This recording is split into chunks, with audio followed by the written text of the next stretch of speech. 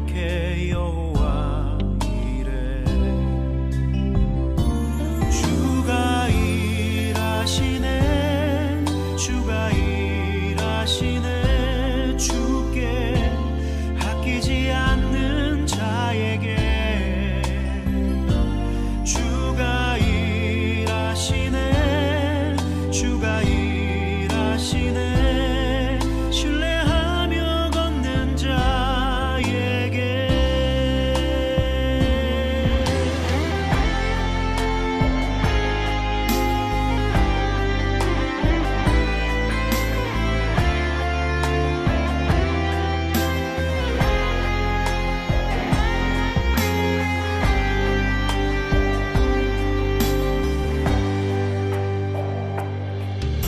우리 모인 이곳에 주님 함께 계시네.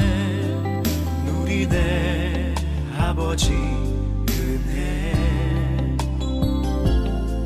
적은 떡과 물고기 내 모든 걸 드릴 때 모두 고백해 여호와 이래. 주가 일하시네, 주가 일하시네. 주께 아끼지 않는 자에게 주가 일하시네, 주가 일하시네. 신뢰하며 걷는 자에게 주가 일하시네, 주가 일하시네. 주께 아끼지 않는 자에게 주가 일하시네, 주가 일하시네.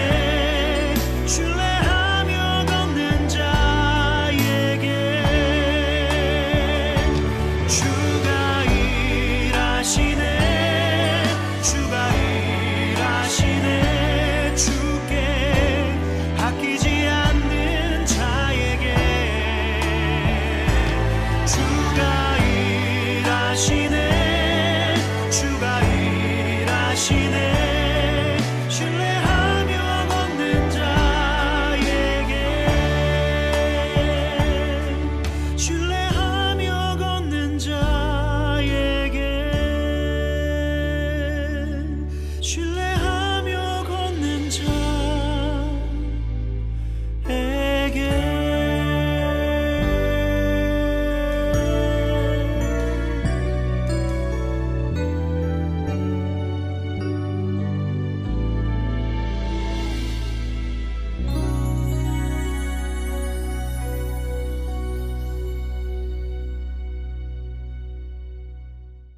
예레미야 7장 21절부터 28절까지 말씀. 만군의 여호와 이스라엘의 하나님께서 이와 같이 말씀하시되 너희 희생 제물과 번제물의 고기를 아울러 먹으라. 사실은 내가 너희 조상들을 애굽 땅에서 인도하여 낸 날에 번제나 희생에 대하여 말하지 아니하며 명령하지 아니하고 오직 내가 이것을 그들에게 명령하여 이르기를 너희는 내 목소리를 들으라. 그리하면 나는 너희 하나님이 되겠고 너희는 내 백성이 되리라. 너희는 내가 명령한 모든 길로 걸어가라. 그리하면 복을 받으리라 하였으나 그들이 순종하지 아니하며 귀를 기울이지도 아니하고 자신들의 악한 마음의 꾀와 완악한 대로 행하여 그 등을 내게로 돌리고 그 얼굴을 행하지 아니하였으며 너희 조상들이 애굽 땅에서 나온 날부터 오늘까지 내가 내 종 선지자들을 너희에게 보내되 끊임없이 보내었으나 너희가 나에게 순종하지 아니하며 귀를 기울이지 아니하고 목을 굳게 하여 너희 조상들보다 악을 더 행하였느니라. 네가 그들에게 이 모든 말을 할지라도 그들이 너에게 순종하지 아니할 것이요 네가 그들을 불러도 그들이 내게 대답하지 아니하리니 너는 그들에게 말하기를 너희는 너희 하나님 여호와의 목소리를 순종하지 아니하며 교훈을 받지 아니하는 민족이라. 진실이 없어져 너희 입에서 끊어졌다 할지니라. 아멘. 예레미야 7장 21절부터 28절까지 말씀을 우리 같이 읽어보았습니다. 하나님이 여기 성경에 보면 출애굽기, 레위기, 민수기, 신명기, 모세오경의 창세기 빼놓고 출애굽기, 레위기, 민수기, 신명기에 보면 다 뭐가 나와요? 하나님 앞에 제물을 드리라고, 희생 제물 드리라고, 예배 잘 드리라고 그렇게 나오잖아요. 그죠? 동물을 잡아가지고 이제 제물을 하나님 앞에 드리라고 그러거든요. 그런데 하나님은 여기다 뭐라고 써놨어요? 예레미야 7장에 보니까 뭐라고 써놨어요? 그런 제물을 드리라고 하나님이 명령한 적이 있다 없다? 없다는 거예요. 그러니까 하나님은 명령 안 했다는 거예요. 그러니까 분명히 성경에 나와 있는데, 그런데 하나님 명령하지 않았다 이렇게 나오잖아요. 그럼 이상하잖아. 하나님 해라고 해놓고 그 다음에 여기서는 명령하지 않았어 이런 얘기하는 거예요. 그러니까 이제 뭐는 사실은 내가 명령한 게 아니야 뭐 이런 얘기를 하죠. 그러니까 괜히 말을 좀 돌리는 것 같은 느낌, 그런 거 들잖아, 그죠? 그러니까 이게 뭐냐 이거예요. 이게 뭐냐 이거야. 저는 이게 이제 느낌상 이 성경을 이렇게 읽으면서 그 느낌에 어떤 느낌이 드냐면, 하나님이 그렇게 말하지 않았다라고 하는 거는 명령하지 않았다는 그런 내용으로 보여요. 그러니까 명령하지 않았다 그런 내용으로. 그럼 명령하지 않았으면 그럼 뭔 얘기야? 그럼 명령하지 않았으면 뭘로 얘기한 거예요? 명령하지 않았으면 뭘로 얘기한 거죠? 명령하지 않았다? 그러면 뭘로 얘기하는 걸까? 네, 그러니까 명령이 아니면 약속이에요, 약속. 그러니까 하나님의 약속, 하나님의 언약이라는 얘기예요. 제가 왜 언약이라는 얘기를 이렇게 쓰냐면, 약속이다, 언약이다 이런 얘기를 왜 쓰냐면, 여러분 잘 들어봐요. 생각해 보세요. 지금 여기 이스라엘 백성들이 광야에 이제 나오잖아요. 애굽에 있다가 광야로 나온다. 모세와 함께 나온다고요. 근데 그 광야에 나온 사람들한테 다 제사를 드리라고 하고, 하나님이 이렇게 살으라고 저렇게 살으라고 이런 명령들을 다 내린 게 이제 출애굽기, 레위기, 민수기, 신명기란 말이에요. 그 모세가 이제 다 쓴 내용이에요. 그럼 거기에 다 예배를 이렇게 드려라, 제사를 이렇게 드려라, 뭐 이렇게 나오는 거거든요. 자세하게 나와요. 이렇게 해라, 저렇게 해라, 뭐 이렇게 안 하면 죽는다, 뭐 이렇게 잘해야 된다, 뭐 이런 얘기를 막 써놨어요. 그러면 우리가 척 봐도 명령이잖아요. 그런데 하나님은 자기가 명령하지 않았다고 여기 말하잖아요. 그죠? 그러면 명령이 아니니까 약속이고 언약이다. 그러면 보세요. 광야로 나온 백성들은, 하나님 보실 때 광야로 나온 백성들은 지금 뭐라고 얘기하는 거예요? 예레미야 7장을 보니까 지금 광야에 나온 백성들을 그냥 너희들하고 나하고 관계가 없는데 너희들이 나를 만나려면 이렇게 제사를 드려야 돼 라는 그런 의미로 명령한 것처럼 보여요? 아니면 좀 이렇게 나 명령하지 않았어 이렇게 얘기하는 거 보면 뭔가 좀 다른 약속, 다른 언약. 그러니까 애굽에서 광야로 탈출해 나왔다 하는 것은 뭐예요? 광야로 탈출해 나왔다. 그러면 자기 백성들을 데리고 나온 거 아니에요? 하나님이 자기 백성들을 광야로 데리고 나왔어요. 그러면 자기 백성들을 데리고 나왔다 그러면 이제 어떤 의미인지 한번 생각해 보세요. 자기 백성들을 데리고 나왔다. 그러면 이 백성들에게 하나님은 어떤 존재예요? 이 백성들을 데리고 나왔으니까 하나님은 어떤 존재예요? 이 백성들한테? 자기가 광야에서 자기는 어떤 존재예요? 마치 자기 백성들이 나올 때 그 백성들을 자기 자녀라고 한다면 하나님은 아버지가 될 것이고, 그죠? 네. 그들 백성들을 나올 때 그들을 양이라고 한다면 자기는 광야의 양들을 돌보는 목자가 될 것이고, 그리고 또 이 백성들이, 자기의 백성들이 나올 때 자기의 백성들이 자기의 신부라 그러면 그 신부의 하나님은 남편이 되겠죠. 그렇게 되는 거예요. 그러니까 여러분 그 결혼식 같은데 한번 가봤나요? 결혼식 구경하면 기분 좋죠. 그러면 결혼식 구경하면은 결혼식 할 때 왜 가장 하이라이트, 중요한 하이라이트에서는 뭐 해요? 결혼식 할 밥 먹죠. 그럼 밥 먹으러 가는 경우가 상당히 많지. 사람들 결혼식 한다고 밥 먹으러 그냥 가는 사람이 되게 많아요. 밥만 먹고 그냥 가는 사람도 있어요. 그냥 막 결혼식 구경도 안 하고. 진짜 못된 사람이야. 왜냐면 결혼식을 갔으면 축하를 해줘야 되잖아. 축하를 해준다는 것은 거기 이렇게 앉아서 있어야 되는 거잖아요. 그죠? 그러니까 사진도 좀 같이 찍어주고요. 그죠? 그렇게 해야 되잖아요. 그죠? 새 신랑 새 신부는 막 같이 사진 찍어주면 그 사진 보면서 좋아하고 그러는 거 아니에요. 그죠? 그러니까 자기들끼리만 나가서 또 사진도 찍고 막 좋아하고 그러잖아요. 그러니까 새신랑 새신부는 이제 사진 찍는 거 엄청 좋아한다고요. 그러니까 다른 사람들은 다 사실 들러리죠. 그래서 일단 그 새신랑 새신부가 막 이게 돋보이게 그렇게 만들어 놓는 그런 이제 결혼식이 돼야 되는 거죠. 나머지는 다 찌그러지는 거죠. 그러니까 새신랑 새신부만 이렇게 돋보이고 나머지는 다 이게 찌그러져야지. 다른 사람이 더 돋보이면 어떻게 돼요? 새신랑 새신부가 쭈그러지면 이상하잖아요. 분위기가 살벌이 안 돼요. 좀 어느 정도 새신랑 새신부를 딱 이렇게 두각을 내는. 자, 새신랑 새신부가 결혼식 할 때 어떤 부분이 가장 하이라이트 같아요? 여러분 생각할 때는 어떤 부분이? 결혼식 할 때 밥 먹고 돌아가는 거 이런 부분이 가장 중요하다 이런 거 생각하지 마시고, 그럼 여러분 그건 어떤 일부 그런 사람들이 못된 사람들이 그렇게 하는 거고요. 진짜 중요한 그 결혼식의 가장 하이라이트가 가장 중심, 그 시간의 가장 핵심은 어느 시간일까? 결혼식 할 때. 지금 뭐 얘기하다가 지금 이 얘기했어요? 지금 뭐 얘기하다가?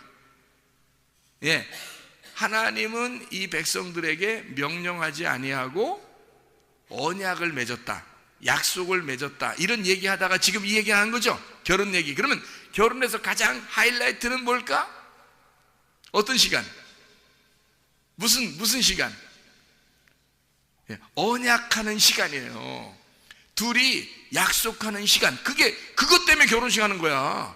밥 먹으려고 결혼식 하는 게 아니고. 사람들 밥 먹이고 보내려고 이렇게 결혼식 하는 게 아니에요. 결혼식은 둘이 서약을 하는 거예요. 둘이 서약하려고 결혼식 하는 거야. 여러분 아시겠죠? 이 서약하려고 결혼식 하는 거야. 그러니까 둘이 결혼식 할 때 말이에요. 결혼식 할 때 서약을 하는데, 자, 남편은 신랑 누구누구는 신부 누구누구를 맞이하여 정말 사랑하겠습니까? 이렇게 물어봐요. 자, 이걸 물어보고 여기서 이제 얘기를 하죠. 대답하죠. 네, 사랑하겠습니다. 이렇게 하잖아요. 그죠? 그러면 신부 누구누구는 신랑 누구누구한테 순종하며 잘 이렇게 따르고 그러겠습니까? 그러면 네, 잘하겠습니다. 이렇게 얘기하잖아요. 그죠? 그래서 이거를 갖다 주례자가 물어볼 때 신랑 누구누구는 신부 이런 거한테 이렇게 사랑해야 돼? 이렇게 명령하는 거 있어요? 그걸 못 들어봤죠? 신부 누구누구는 신랑 누구한테 복종해! 이런 얘기 들어봤어요? 못 들어봤어요? 잘 못 들어봤죠? 그런 얘기 하는 게 아니란 말이에요. 서로 서약이라는 건요, 자기의 스스로 약속을 하는 거예요. 스스로 약속을 하는 거를 서약, 언약, 그러니까 서로 쌍방간에 약속하는 시간이란 말이에요. 결혼식이라는 게 가장 중요한 시간이 뭐냐면 서로가 약속하는 거예요. 그 시간이에요. 약속하는 시간이란 말이에요. 명령하는 시간이 아니죠. 신랑이 신부한테 명령하는 시간이 아니란 말이에요. 신부가 신랑한테 명령하는 시간이 아니에요. 무슨 시간이에요? 결혼식은 약속하는 시간이에요. 그러면 자, 결혼이라고 하는 건 전혀 모르는 사람이 결혼해요? 둘이 진짜 잘 아는 사람끼리 결혼해요? 여러분, 잘 아는 사람들끼리 결혼하죠? 그러면 잘 아는 사람들끼리니까 막 모르는 사람인데 막 데려다 놓고 막 명령하고 막 결혼식 할 때 그렇게 하는 사람 못 봤잖아요. 잘 아는 사람이니까 둘이 서로가 스스로 자기의 약속을, 서약을 하는 시간을 갖는단 말이에요. 그죠? 그게 결혼 서약이라 하는 거예요. 결혼 서약, 결혼 언약이라 그래요. 결혼 약속이라 해요. 어떤 사람들끼리 결혼해요? 잘 아는 사람들끼리. 모르는 사람하고 결혼하는 게 아니란 말이에요. 오늘 초면입니다. 이러면서 신랑 신부가 서로 인사하면 맞절, 네, 오늘 초면입니다. 이러면서 결혼식 한 사람 없잖아요. 그러니까 미리 먼저 만나고 그래도 이렇게 서로 얘기도 해보고 이렇게 결혼하는 거 아니에요. 그러니까 서로 아는 사람들끼리 결혼하는 거야. 그러니까 서로 명령하는 게 아니라 약속을 하는 거예요. 그날 우리가 이렇게 살아야 되겠습니다. 이렇게 해야 되겠어요. 서로가 당신이 나한테 이렇게 해주면 나도 이렇게 하겠고 당신도 이렇게 하고, 그러니까 서로가 나는 이렇게 할게요 약속하고 저쪽도 나는 이렇게 할게요 서로 약속. 그렇게 하시겠습니까? 물어보죠. 주례자가 물어보죠. 이렇게 하시겠습니까? 그러면 그렇게 막 대답만 하고 신혼여행 갔다 와서는 이제 그다음부터 자기 맘대로 살고 막 그런 사람이 얼마나 많은지 몰라요. 약속을 깨버리는 겁니다. 그죠? 약속을 깨버려요. 그래서 제가 우리 교회 다니는 그 신랑들한테는 제가 물어봐요. 한 번씩. 남자들한테는 결혼하면 한 번도 화 안 낼 수 있겠습니까? 이렇게 물어봐요. 그게 저보다 어리니까 어린 청년들한테 이렇게 물어봐요. 결혼하게 되면 한 번도 짜증 안 내고 화 안 낼 자신 있느냐? 이렇게 물어봐요. 그러면 결혼해라. 만약에 화 날 것 같다 그러면 결혼하지 마라. 결혼을 한 번도 화내지 않을 자신이 있다 그러면 결혼해라. 이 얘기를 제가 총각들한테 꼭 물어보거든요. 잘 물어보는 거죠, 그죠? 그게 얼마나 중요한 얘기야. 그것만 잘 지켜도 여자들이 얼마나 행복하겠어요, 그죠? 그러면 화 한 번도 안 내는 신랑과 함께 사는 신부는 남편에게 정말 복종하고 사랑하고 그러지 않겠습니까? 그죠? 당연한 거지. 그래서 남자들한테만 물어보는 거예요. 여자들한테는 화 한 번도 안 내고 결혼 생활 할 수 있는, 이건 진짜 지키기 어려워요. 여자들은 지키기 어려운 거니까. 이거는 뭐 대답은 목사님이니까 목사님 앞에서 네 이렇게 얘기해도요, 그건 뭐 못 지키게 돼 있는 거예요. 여자들은요. 여자들을 정말 내가 비하해서 하는 얘기인데요. 여자들은 지키기 어려워요. 그러니까 남자들한테 물어보는 거야. 남자들 자신 있냐? 응? 화 한 번도 안 낼 자신 있냐? 그러니까 목사님도 화 한 번 안 내고 내가 사니까, 그러면 너희들도 화 안 내고 살 자신 있으면 결혼해라. 그렇지 않으면 결혼하지 마라. 이렇게 자신 있게 얘기를 한단 말이에요. 그러니까 그런 이제 마음을 가지고 결혼해야 된다. 자, 보세요. 결혼하게 되면 결혼하는 서약이 가장 중요한데, 그 서약에서 명령을 하느냐 아니면 약속을 하느냐. 결혼 명령이라고 그래요? 결혼 서약이라고 그래요? 예, 결혼 서약이라고 그러죠. 결혼 명령이라고 쓴 데는 없더라고.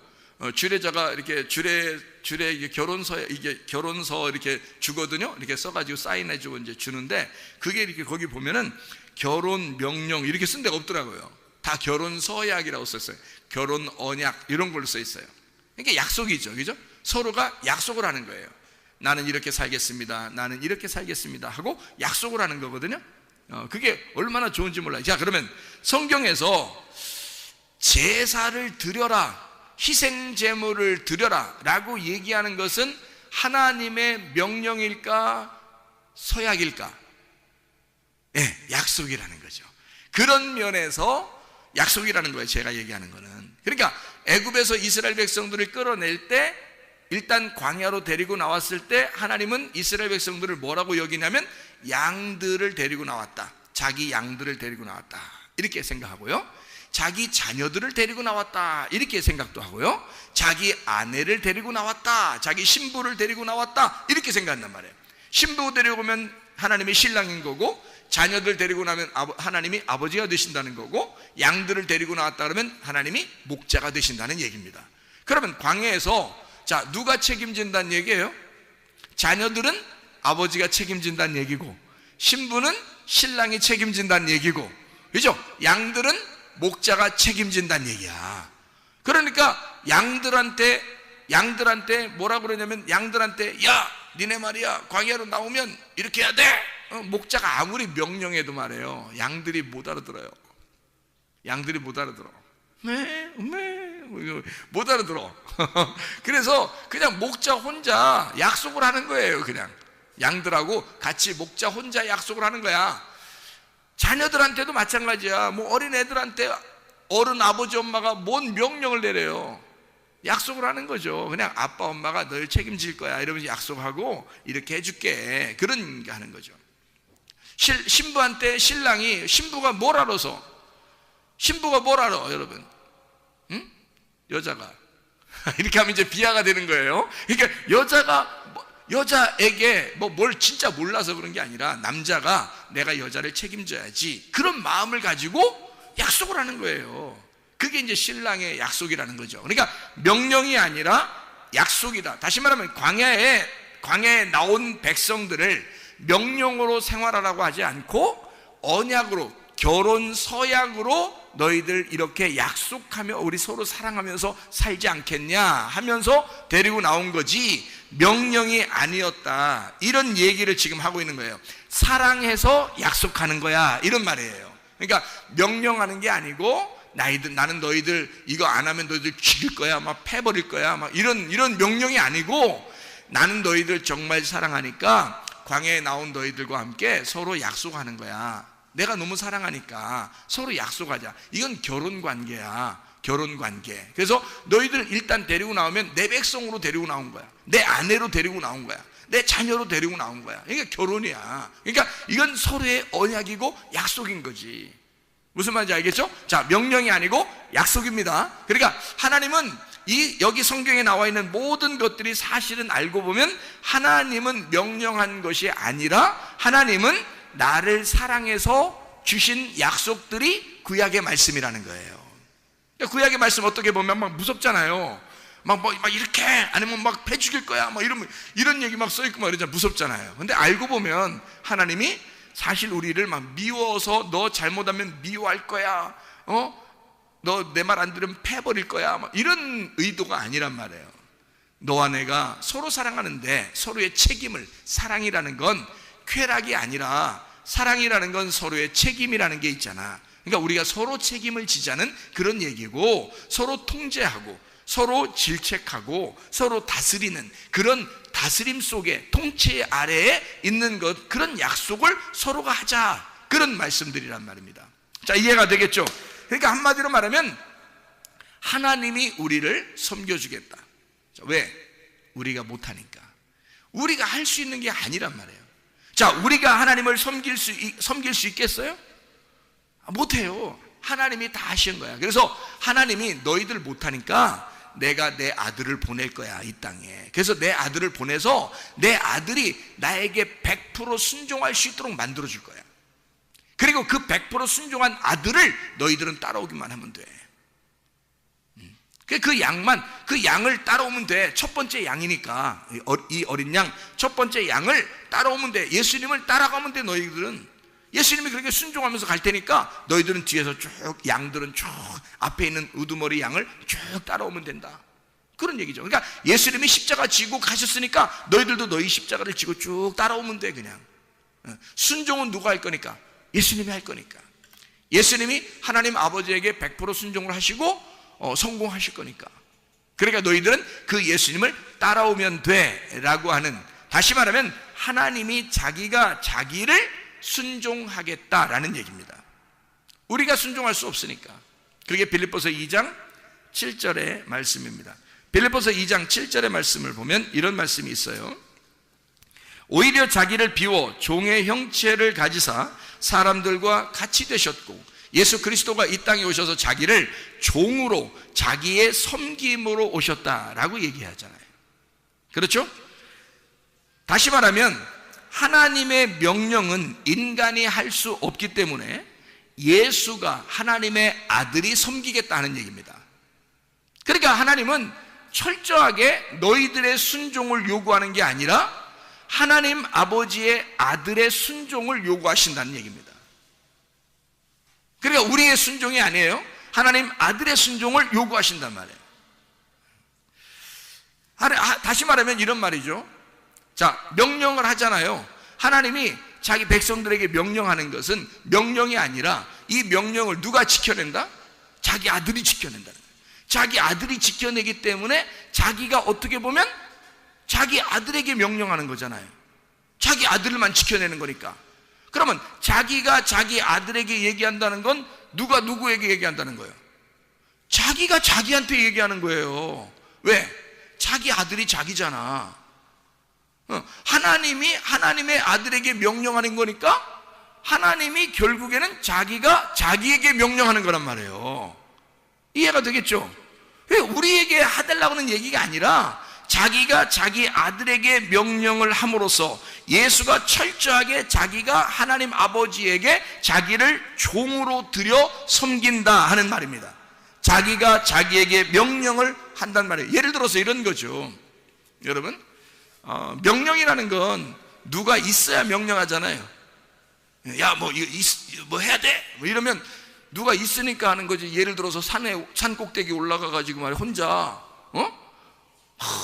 저쪽 이쪽 산에서 저쪽 산을 보면서 이상하게 저쪽 산에다가 말하고 싶어.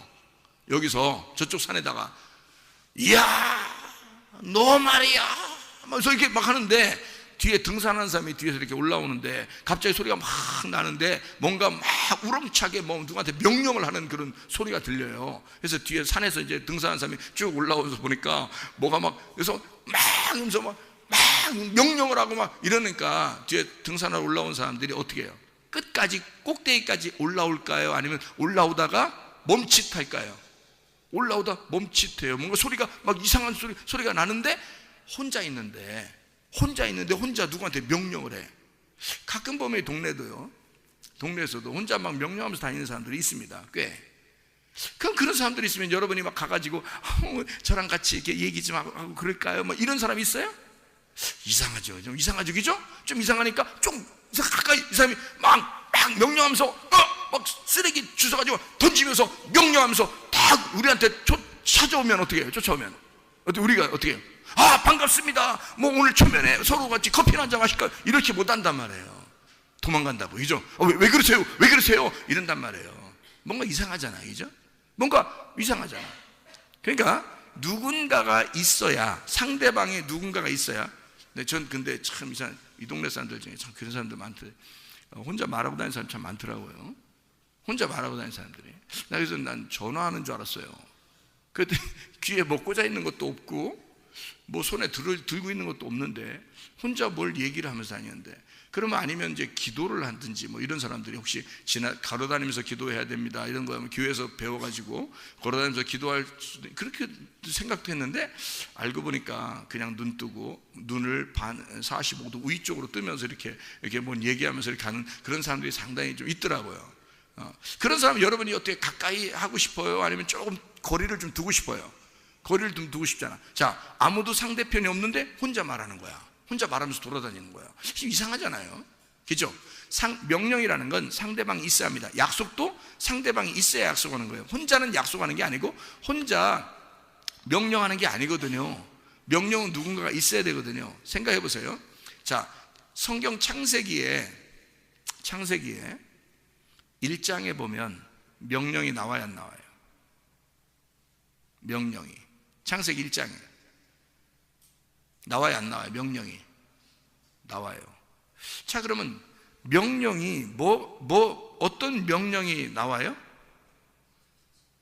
명령이 나오는데 명령이 나와요. 창세기 1장에. 자, 무슨 명령이 나올까요?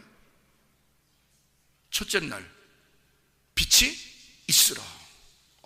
놀랍죠? 명령합니다. 뭐 상대방이 있어야 명령하는 건데 빛이 있으라 막 이렇게 명령을 해요.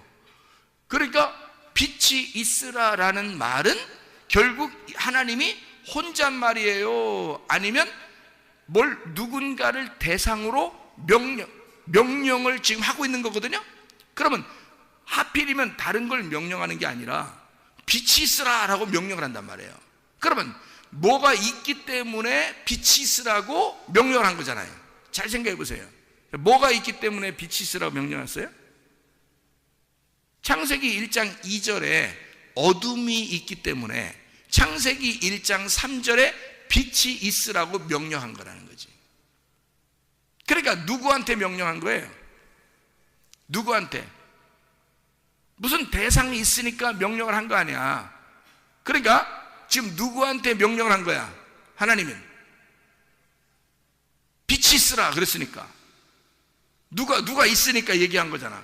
아무도 없는데 혼자 얘기하면 이상하다 했잖아. 누가 있으니까 얘기했잖아. 누구한테?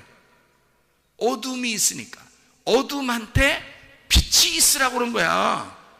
그러면 어둠한테 왜 빛이 있으라고 그러는 거야?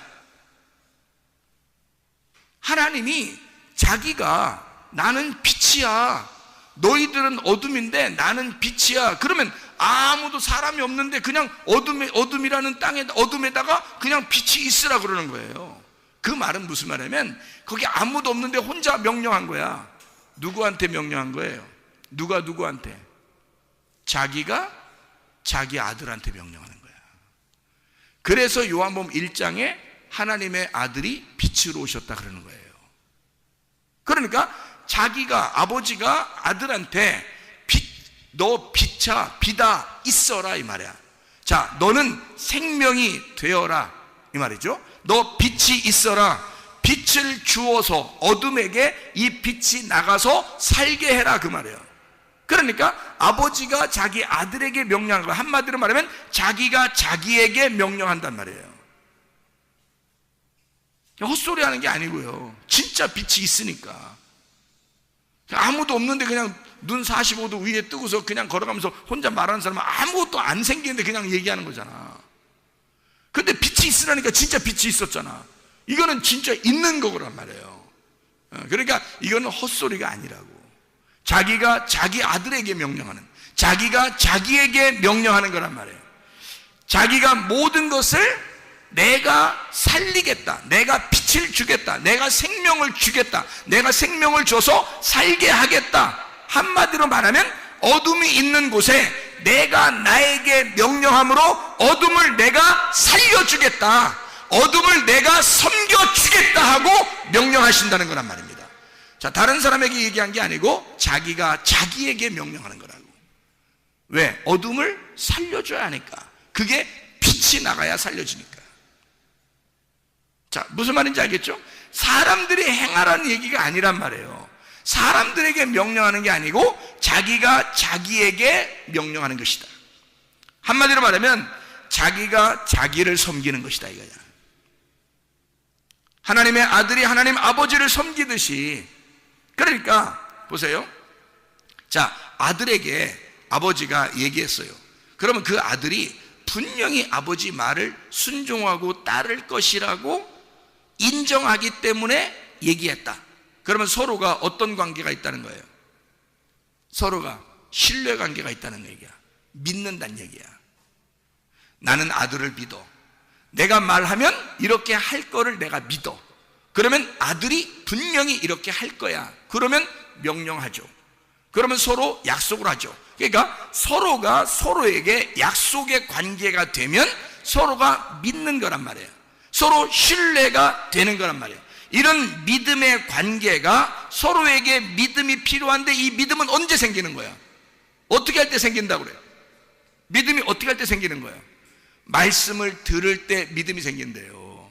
그러면 여러분을 하나님이 믿을 때, 하나님이 여러분을, 하나님을 신뢰하려면 여러분이 하나님을 신뢰하고 하나님이 여러분을 신뢰하려면 어떻게 하면 신뢰가 되겠어요? 말씀을 들으면 신뢰가 된다는 거지. 말씀을 들으면 믿음이 생긴다는 거죠. 그러니까 사람들은 말씀을 안 들으면서 나 하나님 믿어요, 이건 안 된다는 얘기예요. 그건 눈 45도로 뜨고 그냥 혼자 말한다는 똑같아요. 상대방이 있어야 되잖아. 서로의 신뢰관계, 서로의 약속이라는 건 상대방이 있어야, 신랑은 신부가 있어야 되고 신부는 신랑이 있어야 서로 약속, 결혼에 서약을 하는 거죠. 혼자 서약하는 게 없잖아요. 그럼 혼자 무슨 결혼이야? 결혼식 하는데 신부가 나타나질 않았어요. 그래도 신랑이, 제가 바빠서 그러는데요, 그냥 빨리 결혼 끝냅시다. 신부가 안 왔는데, 신랑이 그래요? 신부 안 왔는데 신부가 와가지고, 아니 신랑이 안 왔는데 신부가 와가지고 우리 그냥 저 바쁜데요, 그냥 결혼 빨리 하고 끝나죠 뭐, 이렇게 할 수 있겠냐고요. 신부가 안 왔는데 신랑이 나 결혼 빨리 끝내십시오, 이렇게 하는 사람이 있겠냐고요. 안 된다고요. 그 결혼은 파토가 된다고요. 다시 해야 돼요. 다시 모여서 돼요. 둘이 같이 왔을 때 해야 되는 거예요. 신뢰, 서로의 믿음이라는 건요, 한쪽 사람이 믿어서 되는 게 아니에요. 양쪽에 서로 신뢰가 돼야 된다는 거야. 하나님은 우리를 믿으셔요. 하나님 우리를 신뢰하신다고. 하나님 전적으로 우리를 믿는데 우리 쪽에서 하나님을 안 믿는단 말이야, 문제는. 그러니까 서로 결혼이 안 되는 거예요. 결혼 서약이 하려면 서로가 서로의 신뢰관계가 있어야 결혼이 성립이 되는 거잖아요. 근데 하나님은 우리를 믿는데 우리는 하나님을 안 믿어요. 그러니까 너희가 하나님 믿으려면 말씀을 들어야 된다는 거야. 말씀을 들으면 너희가 믿음이 생기는 거 아니냐. 하나님의 말씀을 너희가 들음으로 믿음이 생긴다. 그래서 말씀을 듣게 되고 믿음이 생기면 하나님을 신뢰하는 거죠. 그러면 서로가 약속을 하는 거란 말이야. 자, 그러니까 아직 약속을 받지 못한 사람들은 그게 뭘로 들려? 명령으로 들리는 거지만, 약속을 서로 서약을 해서 서로가 신뢰하는 관계가 되고 서로가 서로를 알게 되면 어떻게 해요? 이게 약속이라는 걸 알게 된다는 거죠. 하나님의 말씀은 명령이 아니라, 나를 무섭게 하는 명령이 아니라 결혼 서약과 같은, 사랑하기 때문에 지켜달라고 하는 그런 약속과 같은 것이다. 그런 이야기로 하나님 말씀이 들린다는 거죠. 구약 성경이 그러니까 율법이 율법으로 보이는 게 아니라 하나님의 약속으로 보인다는 거죠. 우리와 어떤 사랑의 관계로서의 그런 약속으로 보인다 하는 얘기입니다. 자, 누가 지키기 때문에? 내가 지키는 게 아니라 하나님의 아들이 이 땅에 와서 자기가 종의 형체를 입어 자기가 아버지를 섬기기 때문에, 우리가 하는 게 아니라 그 아들이 다 섬겨서 십자가 못 박혀 죽으셨어요. 완성이 됐단 말이에요. 우리는 그 예수님을 믿으면 가는 거예요. 예수님을 믿으면 따라가는 거야. 그렇게 하자는 거예요. 하나님은 너희들이 하는 게 아니야. 너희들 보고 해달라는 게 아니었어. 너희들에게 명령 내린 게 아니었어. 나는 너희들에게 사실 서로 약속을 하는 사랑의 관계를 맺자라고 얘기하는 거였다는 거죠. 하나님 우리를 전적으로 사랑하신다는 얘기였습니다. 자, 출애굽기 20장에 보면 여러분 10계명이 나오죠. 10계명. 그러면 10계명 전체가 다 어떤 얘기예요? 10계명이 10계명에서 뭐 1계명, 2계명, 3계명, 4계명, 5계명, 6계명 막 이렇게 쭉 있잖아요. 그럼 거기에 보면 살인하지 마라, 뭐 도둑질하지 마라, 뭐 이런 음란하지 마라, 뭐 이런 게 있잖아요. 그죠? 간음하지 마라, 이런 게 있는데, 살인하지 마라, 도둑질하지 마라, 간음하지 마라, 뭐 이런 얘기 했어요. 그러면 그게 우리한테 명령을 내린 거예요? 아니면은 서로 약속을 하자는 얘기예요? 약속을 하자는 얘기예요. 우리가 서로 사랑하려면 서로의 신뢰의 관계가 돼야 되는데, 그런 신뢰의 관계에서 서로가 약속을 하자는 얘기야. 무슨 말인지 알겠죠? 자기가 누구한테 약속하자는 얘기야. 명령하는 거예요. 10계명이라고 하면 우리한테? 아니라니까요. 자기가 누구한테 약속하는 거야? 명령하는 거다? 아버지가 아들에게 명령하는 거다. 그 아들이 누구예요? 예수님. 그러니까 하나님은 하나님 자신에게 명령하는 거예요. 그게 너 이렇게 해, 살인하지 마. 누가 누구한테 명령하는 거예요? 하나님이 그 아들 예수에게, 하나님이 자기가 자기에게. 자, 무슨 말이에요? 왜 그렇게 말해요? 자기가 자기를 다짐하는 거란 말이에요. 자, 우리에게 그렇게 안 하면 너 패 죽일 거야, 이런 어떤 의미가 아니라, 하나님이 잘 생각해 보세요, 여러분. 자기가 자기한테 명령을 함으로써 자기가 다짐하는 거잖아요. 잘 생각해 보세요. 그러면 우리가 지키는 거다, 하나님 아들이 지키는 거다? 하나님 아들이 지키는 거다. 그러니까 여러분, 이 세상 사람들이 하나님의 아들도 안 됐는데 다 지킬 수 있을까요? 이렇게? 못 지키죠. 근데 여러분, 교회에 나와서 하나님 말씀 듣고 하나님의 자녀가 됐어요. 하나님의 아들이 됐어요. 그러면 이거 지키라고 안 해도 지키죠. 그런 거 말 안 해도 지킨단 말이에요. 이건 뭐 너무 쉬운 거야. 그냥 하나님의 아들의 삶을 살게 되면 당연히 지키는 거란 말이에요. 당연한 얘기란 말이에요. 그죠? 그러니까 이것이 명령이 아니라 하나님의 아들이 되면 뭐가 되는 거예요? 약속이 되고 서약이 되고 사랑이 되는 거란 말이에요. 아버지가 아버지의 아들과 함께 명령했던 그 약속했던 그 내용이 우리에게는 사랑으로 들린단 말이에요. 누가 이행했기 때문에?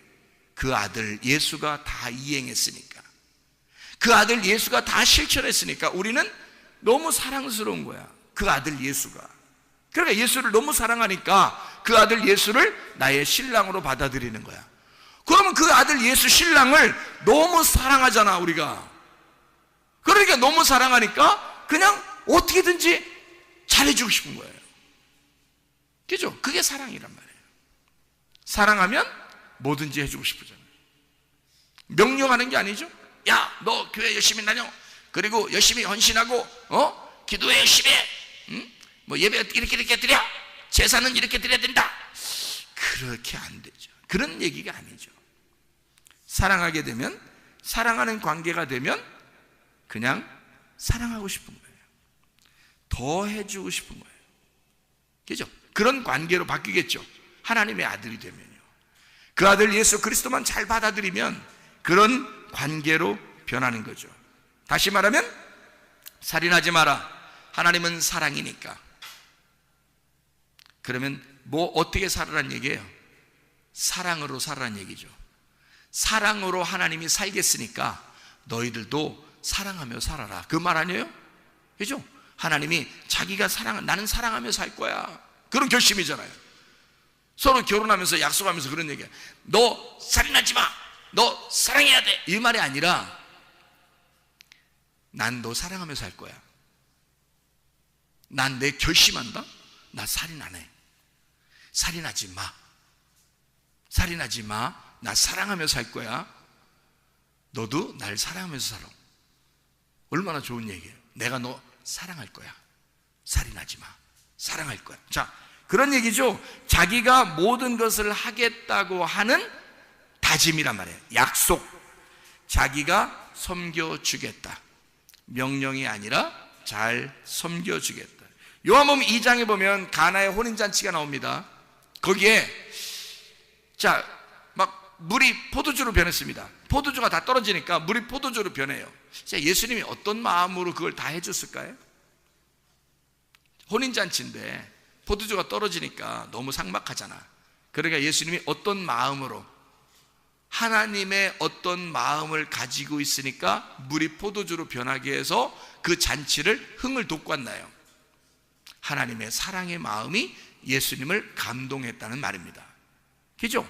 그러니까 거기에서는 뭐 율법이 어떠네, 뭐 법은 어떠네, 이건 이렇게 하네, 저렇게 하네, 이런 거 다 따지지 않고 예수님이 나는 너희들이 사랑해.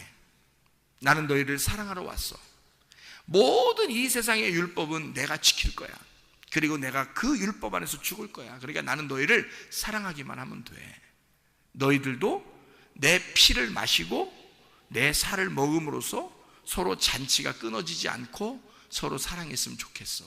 그래서 물이 피가 되게 해서 물이 포도주가 되게 해서 막 잔치하게 하는 거예요. 끝까지.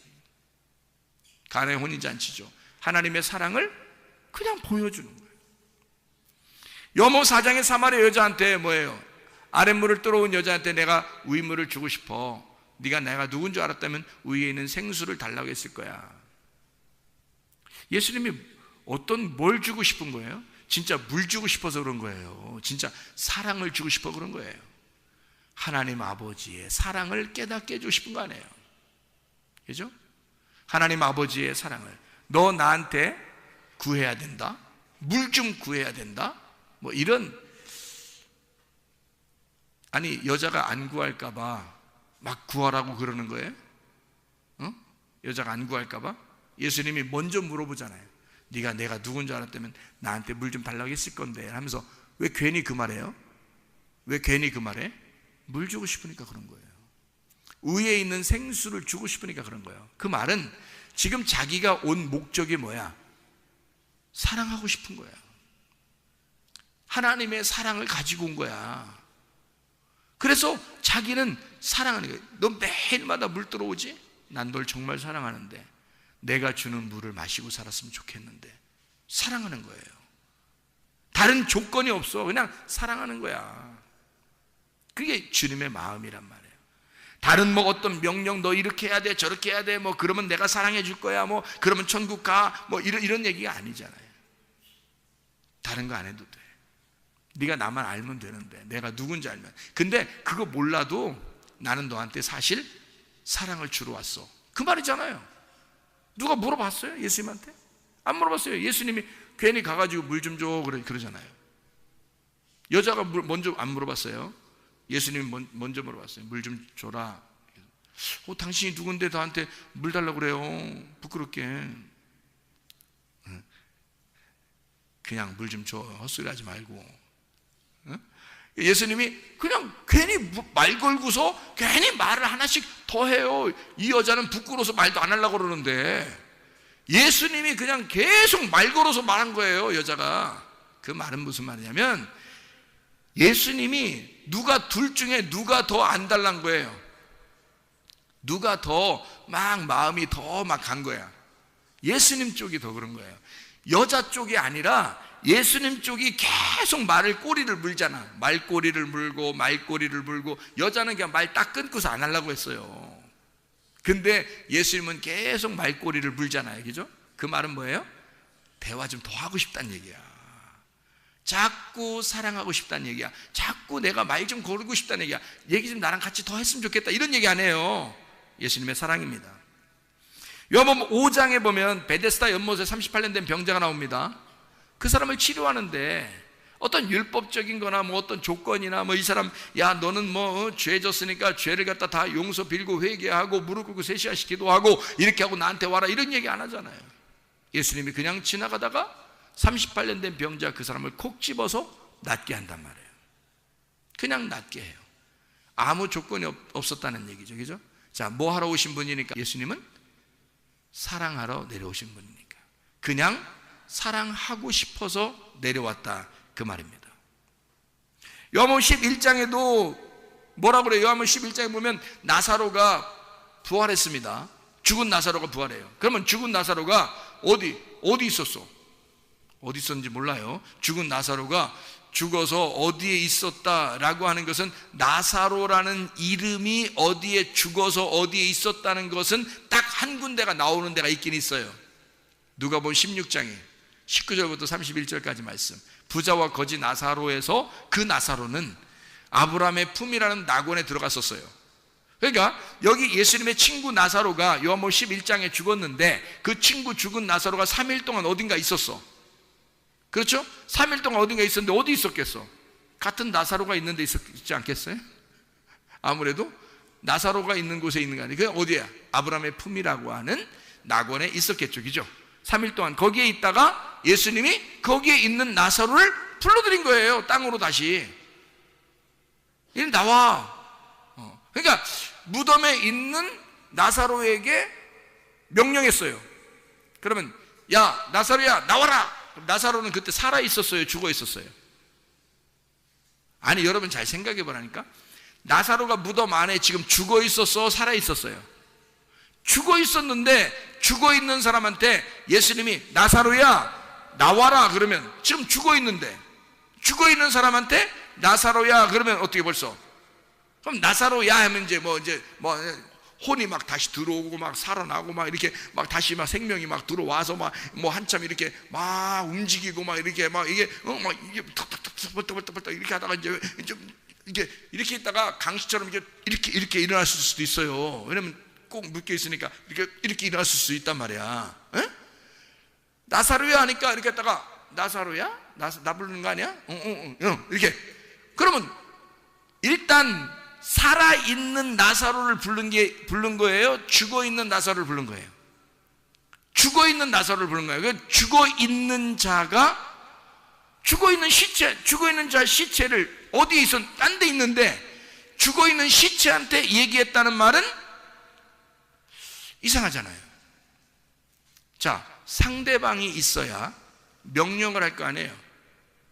상대방이 있어야 명령할 거 아니야. 그러면 예수님이 나사로야 살아나라 했을 때, 그러면 누구한테 말한 거예요?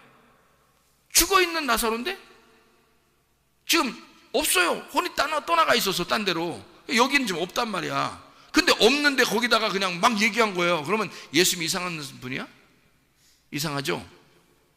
그러니까 그게 뭐냐면 나사로야 나와라 명령이잖아요. 명령했는데 그게 이런 말이에요. 자, 예수님이 사람들을 향해서, 야, 믿음이 없는 사람들, 부활에 대해서 전혀 모르는 이 사람들이 너무 안타까운 거예요. 그래서 예수님이 눈물을 흘리시는 거예요. 그리고 나사로야 나와라 그러는 거야. 그 나사로야 나와라 하는 그 나사로가 죽어있는 사람이야. 지금 어디 있는지 몰라. 근데 예수님이 지금 부르는 거예요. 그러면 지금 시체한테 얘기하는 거니까 전혀 뜬금없이 얘기하는 거란 말이에요. 그죠? 그런데 누군가, 아니 여기에 누가 있어야 내가 부를 거 아니오. 여기 누군가 살아있는 사람이 있으면 나와라, 뭐 아니면 일로 와봐, 뭐 이렇게 내가 말할 거 아니에요. 그죠? 그런데 사람이 없다니까, 거기에 지금 죽어 있다니까. 근데 그걸 부른다는 얘기는 누가 누구한테 얘기하는 거예요? 자기가 자기한테 얘기하는 거예요. 왜 자기가 자기한테, 뭔가 대상이 있어야 명령을 할 거 아니에요. 나사로야 나와라 명령할 거 아니야. 근데 자기가 자기한테 얘기해. 왜요? 자기가 자기에 대한 다짐이야. 잘 생각해 봐요. 죽어있는 자에게 자기가 지금 얘기하는 거야. 그러면 자기는 다짐을 하는 거야. 어떤 다짐? 나는 생명이야. 내가 생명이라고. 내가 생명이니까 내가 말하면 너는 살아나야 돼. 너에게 생명이 들어가야 돼. 그게 명령이란 말이에요. 자기가 자기에게 말하는 거라고. 나는 생명이니까 너에게 생명이 들어가야 돼, 그 말이잖아. 나사로야 살아나라 할 때 그 나사로야 살아나는, 나사로는 지금 죽어있는데 어디에 있어? 그러니까 여기에 있는 것처럼 내가 생명이니까 너는 죽은 게 아니야, 이 말이잖아. 이해가 되겠어요? 내가 생명이니까 생명 안에서는 죽은 자가 없어.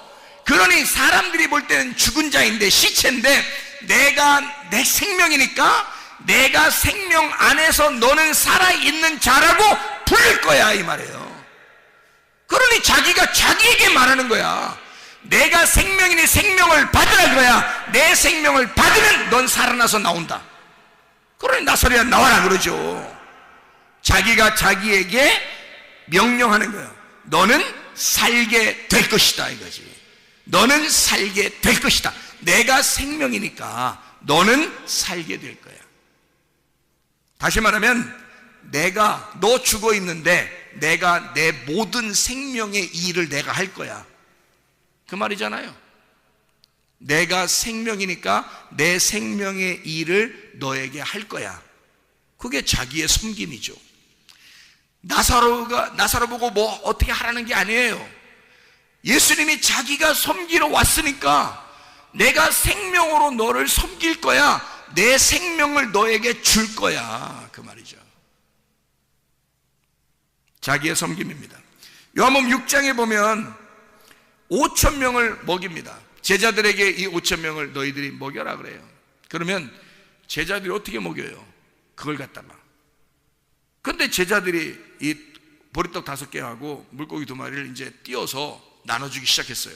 나눠주기 시작하는데 이상하게 띄면 또 생기고 띄면 또 생기는 거야. 막 계속 5,000명 막 먹이는데도 계속 띄는데 또 막 생기는 거야. 또 생기고. 자, 제자들이 먹인 거예요? 예수님이 먹이고 있는 거야? 예수님이 먹이고 있는 거야. 자기가 자기에게 말하는 거죠. 제자들이 어떻게 할 수 있어요? 제자들이 하는 게 아니라고. 내가 이 백성들을 섬길 거야. 광야로 나온 이 백성들을 내가 섬길 거야. 그러니까 너희들은 그냥 떼서 줘. 내가 줄 거니까. 내가 하늘의 양식이니까. 그러니까 나를 뜯어서 주는 거야. 너희들은 날 뜯어서 줘. 계속 줘. 그러면 그들이 먹을 거야. 제자들한테 말하는 게 아니라 내가 이들을 먹일 거야, 그 말이잖아요. 자기가 모든 것을 하겠다, 자기가 섬겨주겠다라는 말입니다. 여러분, 우리는요 어떻게 보면 내가 뭐 좀 해야 되겠다, 교회 와서 내가 하나님을 좀 잘 섬겨봐야 되는 게 아닌가, 이런 생각을 할 때가 있습니다. 그건 종교예요. 종교적인 우리의 신앙심입니다. 그러나 주님은 우리에게 뭐라고 말해요? 네가 하는 게 아니야. 네가 할 것까지 다 했어. 내가 너를 섬길 거야. 내가 너를 사랑할 거야. 내가 만약에 필요한 게 있다면, 네가 하나님 앞에 뭔가 섬겨야 된다는 어떤 무엇이 있다면 내가 줄 거야. 내가 줄 거야. 그것도 내가 줄 거야. 그리고 내 안에서 네가 행하게 할 거야. 어쨌든 나는 너에게 다 섬겨줄 거야. 너 어렵지 않도록, 너 힘들지 않도록 내가 다 해줄 거야. 이것을 믿음이라 그럽니다. 로마서 10장 9절 10절에 보니까 너희가 마음으로 믿어 의에 이르고 입으로 시인하여 구원을 받는다 라고 되어 있습니다. 마음으로 믿어라, 그러면 의에 이르고 입으로 시인하게 되면 구원을 받을 것이다. 믿는다, 피스티오라는 단어입니다. 믿는다. 요한복음 3장 16절에서도 그렇죠. 하나님이 세상을 이처럼 사랑하사 독생자를 주셨으니 인저를 믿는 자마다 멸망치 않고 영생을 얻게 하려 하심이라. 너 믿어라. 너는 믿기만 하면 된다. 로마서 1장 17절 보니까 의인은 믿음으로 말미암아 살게 될 것이다. 믿음, 피스티스라는 믿음으로 살게 될 것이다. 너 믿음 안에 있으면 된다. 믿기만 해라. 자, 믿음이 우리를 살게 합니다. 다시 말하면 예수 그리스도를 믿으면 예수가 그 안에서 자기가 행하시고 자기가 일하신다는 얘기예요. 자기가 섬기신다는 얘기예요. 다시 말하면 내가 뭘 해서가 아니야. 내가 치료할 수도 없고 내가 회복시킬 수도 없고 내가 사랑해 주는 게 아니야. 하나님은 우리를 사랑하고 싶어하고 하나님이 우리를 회복시키고 싶어하고 하나님이 우리를 치료하고 싶어하고 하나님이 우리를 구원하고 싶어하는 거예요. 하나님이 자기의 생수를 우리에게 주고 싶어하는 거예요. 하나님이 우리를 살려주고 싶은 거예요. 하나님이 우리를 사랑하고 싶은 거예요. 하나님이 섬기고 싶은 거예요. 하나님 자기가 더 안 달라서 우리를 사랑하고 싶은 거예요. 우리가 하는 게 아니라 하나님의 섬김이 있는 것, 이게 믿음이라는 것입니다. 종교는 내가 하나님을 섬기는 거지만 믿음은 하나님이 나를 섬기는 것이다 이 말입니다. 여러분의 병도 다 치료받을 줄로 믿습니다. 여러분 모든 환경도 다 회복되게 될 줄로 믿습니다. 왜냐하면 하나님께 맡겨, 그러면 하나님께서 다 섬겨주시기 때문입니다. 우리 한번 기도하겠습니다. 기도할 때 우리 하나님 아버지, 하나님의 섬기심으로 내가 믿음을 가지고 승리하며 생활하게 도와주시옵소서. 하나님이 하나님과의 나와의 약속, 그 서약, 결혼의 서약, 그 사랑의 서약을 통하여 주님과 내가 서로의 신뢰관계, 믿음으로 살아가게. 하나님, 우리는 주님을 믿습니다. 나를 섬겨주신 하나님을 믿습니다. 하나님, 나를 치료해 주십시오. 나를 사랑해 주십시오. 나를 회복시켜 주십시오. 우리 한번 기도합니다. 주여, 주여, 주여. 우리 하나님 아버지 사랑과 은혜에 감사를 드립니다. 하나님 아버지, 우리를 섬겨주시길 원하시는 주님, 우리를 사랑하시는 주님, 우리를 치료하시는 우리 하나님, 우리를 회복시키시는 우리 하나님 아버지, 주님을 의지합니다. 믿음으로 말미암아 승리하게 도와주시고 주님 믿음 안에서 살아갈 수 있도록 우리 하나님 인도해 주시옵소서. 하나님 감사를 드립니다. 우리를 섬기시는 주님 감사를 드립니다. 비염은 떠나갈지어다, 아토피는 떠나갈지어다, 의자병 떠나갈지어다, 어지럼증 떠나갈지어다, 두통은 사라질지어다, 류마티스 관절염 떠나갈지어다, 어깨 통증 떠나갈지어다, 허리 디스크는 사라질지어다, 목 디스크는 온전해질지어다, 심장병은 떠나갈지어다, 각종 종양 암거는 떠나갈지어다, 감기 몸살은 사라질지어다, 협착증은 사라질지어다, 건성 피부는 온전해질지어다, 이명은 사라질지어다, 자가 면역 질환은 온전해질지어다, 우울증, 불면증, 공황장애, 두려움, 무서움 다 떠나갈지어다, 음란거지, 도둑질, 미움, 욕심의 영은 다 떠나갈지어다. 우리 하나님 아버지 온전하게 하시고 하나님의 섬김을 받아 우리 하나님, 우리가 믿음으로 생활할 수 있도록 도와주시면 하나님의 깊은 사랑을 받고 살아가게 도와주시옵소서. 우리를 치료하신 주님, 우리를 회복시키시길 원하시는 주님, 주님과 함께 동행하다가 주님 만나게 도와주시옵소서. 예수 그리스도 존귀하신 이름 받들어 기도 올리옵나이다. 아멘.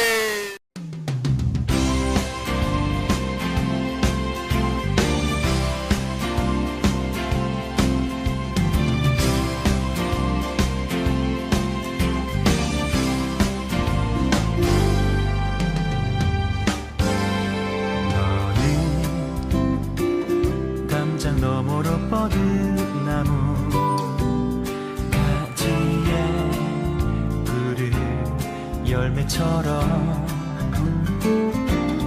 하나님의 귀한 축복이 삶에 가득히 넘쳐날 거야.